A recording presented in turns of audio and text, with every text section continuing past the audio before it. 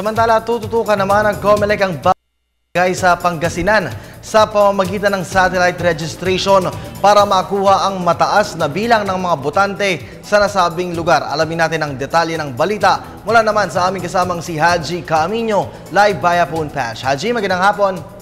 Magandang hapon sa iyo, Kirby. Ang barangay ang pinakamaliit na unit o sangay ng pamahalaan, pero para sa Commission on Elections, susi ito para sa information dissemination kaugnay sa kahalagahan ng pagpaparehistro at pagpapavalidate para sa 2016 presidential elections.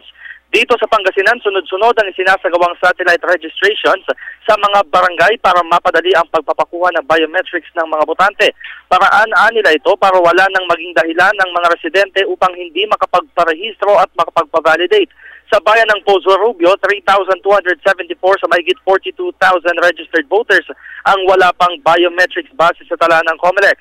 Kaya naman mainam ang pagsasagawa ng off-site registration maliban pa sa pwedeng magtungo ang ating mga kababayan sa local COMELEC offices.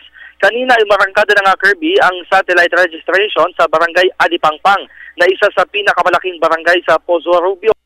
% na lamang ng mga residente dito ang hindi pa nakakapagpa-validate.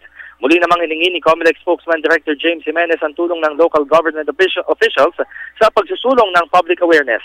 Sa ngayon ay narito na tayo sa Urdaneta City at bukas sa pagpapatuloy naman ng Waka Waka Information Campaign ay may malaking event na isasagawa ang COMELEC sa SM City Rosales kung saan bukod sa satellite registration doon ay magsasagawa rin ng Voters Education Program para sa ating mga kababayang Pangasinense. So wala pa din dito sa Urdaneta City sa Pangasinan kasama si Romel Tagbas para sa Telebisyon ng Bayan, Haji Camino.